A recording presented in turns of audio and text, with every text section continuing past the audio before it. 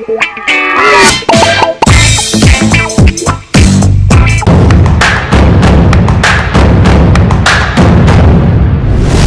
good, y'all? I'm Onyiaka. Keep watching Simple TV.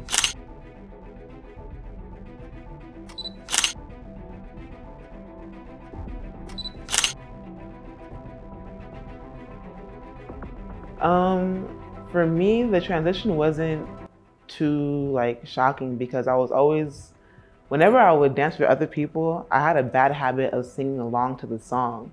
So sometimes, even when I was rehearsing with an artist or we're doing a music video, sometimes the manager might say, "Oh, can you tell that dancer in the back she's kind of distracting because she won't stop singing the song." So it was kind of something that I knew I wanted to do. I feel like for everybody else around me though, they kind of were reluctant to accept me as an artist at first because it's like, you're a dancer, like what do you think you're doing? They didn't know me from music. So it was kind of transitioning. It was more of a transition for the people around me. But for me, it was kind of natural.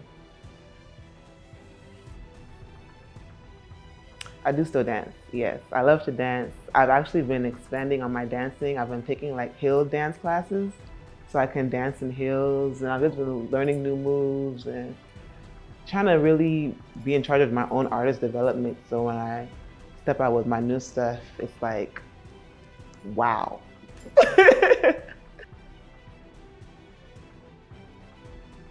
You know, most recently, I've been interning for Harmony Samuels. He's the producer slash songwriter slash music executive. And that's absolutely my most memorable work relationship ever. Because not only is he talented in what he does, but he's actually a really good person. And he makes sure that all the interns that cross him learn something. So I'm in the room with him while he's writing for all kinds of different artists. Mind you, this is the same guy who wrote that song for Tiwa Savage that I heard the first time in my dad's car. Kele Kele, he wrote that song with her, produced that song for her before she moved back to Nigeria and got signed by Don Jazzy, right? He also wrote for Ariana Grande, Beyonce, all these people. So I'm learning so much from just being around him. And he's also really just getting me into different rooms, which allows me to network with people. And I have a lot of respect for him. So that's definitely the most memorable person I've ever worked with. So TRBL is just my cute way of spelling trouble.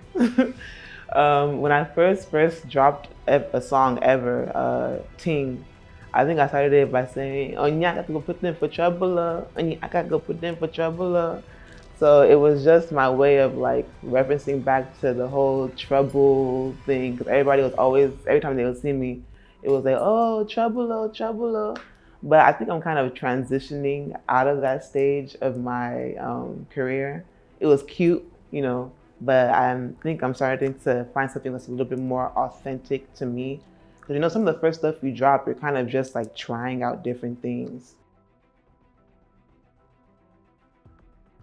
Okay, I don't know how to pick one, but I would say that I like all of them for different reasons. But I think, okay, 345 is the one I performed the most. It's the one that does the best in different rooms because it kind of just has a vibe to it. I love how I rap and sing on the track, and I love how I just incorporated different experiences when I was writing the track. But the track Playa on the project, and I think it's the least streamed track on the project, was actually one of the first times I produced a beat myself. And I'm really proud of my production. I feel like the beat hits. Every time I hear it, I just feel proud about it.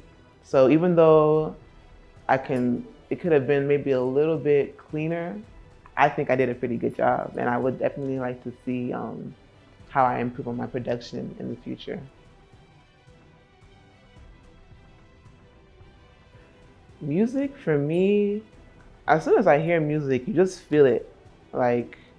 In your core, and different instruments, I feel them in different places of my body, you know. You feel the 808 and the bass, you feel it in your blood, your heartbeat. Or you might hear strings and you all of a sudden you feel like your head is just lifting up. I love how music can have that effect on people, and not even just people, but on animals. Sometimes you even see how like dogs will react to songs. I don't know if you saw recently, they've been shooting the different TikToks on dogs reacting to Thames music, and they will sing along with it because different frequencies can actually tap into different parts of living people. And I love that about music. I feel like it's medicine. I feel like it's therapy. It can get you up in the morning. It can help you go to sleep at night. It can help you dance, everything. So that's why music is special to me.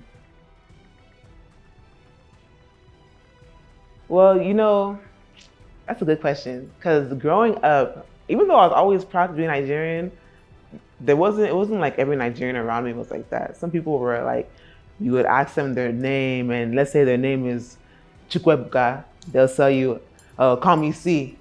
Like, what is what is that? So I feel like for a while people weren't really embracing Nigerian music, but I was always the one like playing Nigerian music, doing dances, whatever like talent show, whatever I'll perform at school.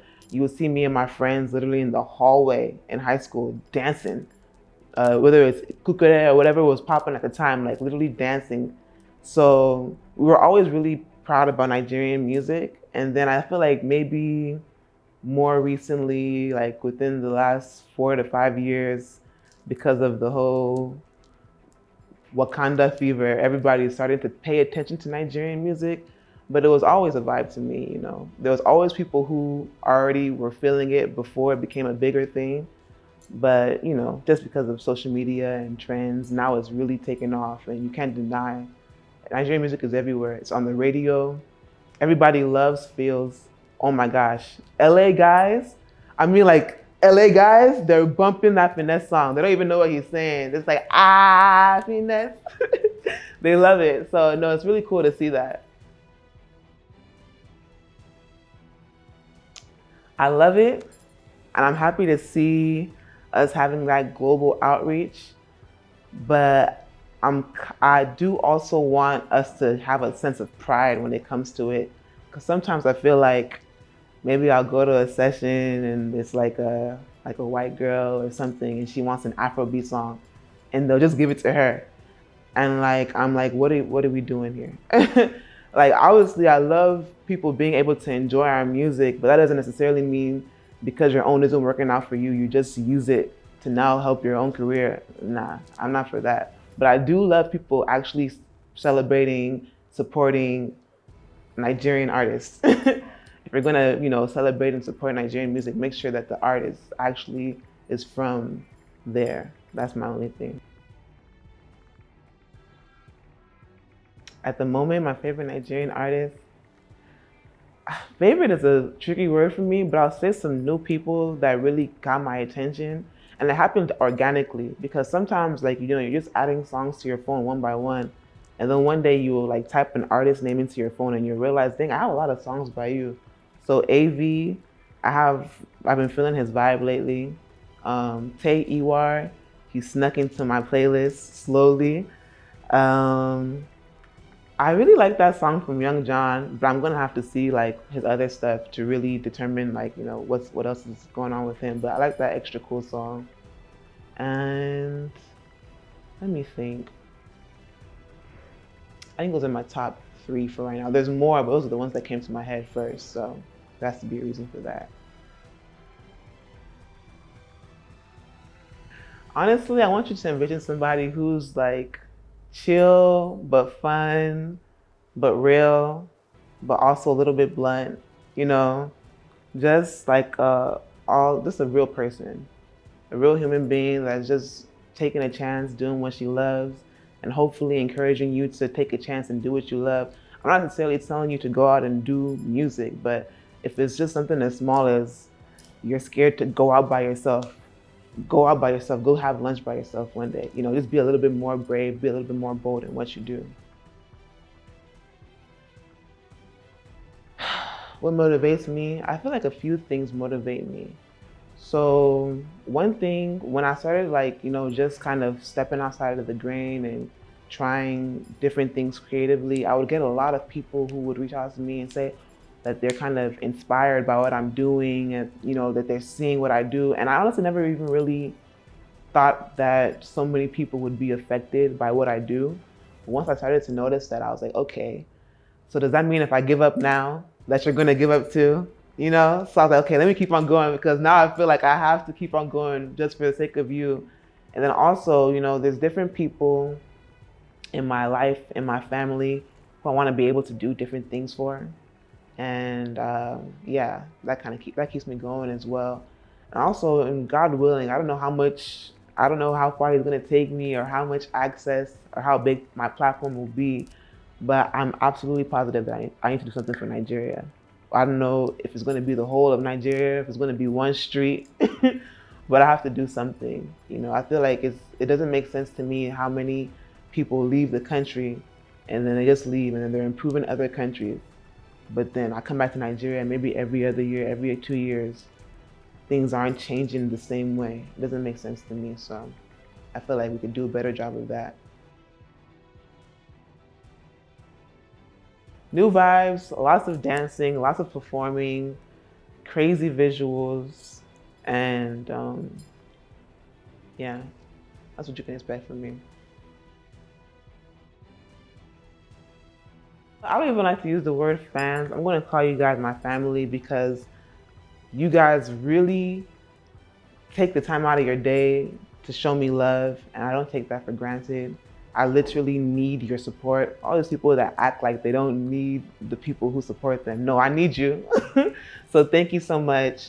Continue to show me love, tell people about me, and let's see what we can do together.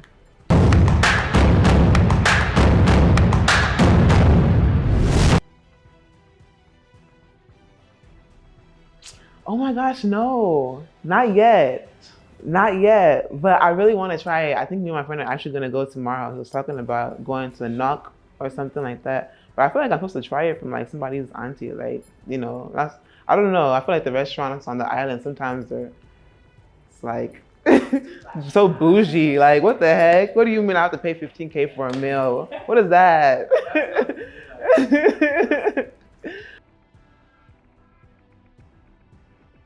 Yahoo, Yahoo, say. You know what's so funny? So 2007 was my first time in Nigeria, and that video was raining. And there's like a little girl in the video, right? And she's dancing. I remember at that time, I was like, why didn't they call me? That girl can't dance. I should have been in the video.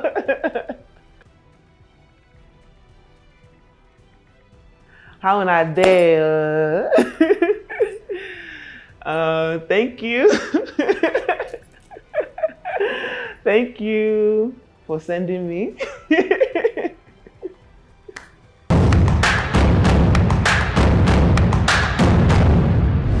What's good, y'all? I'm Onyiaka. Keep watching Simple TV.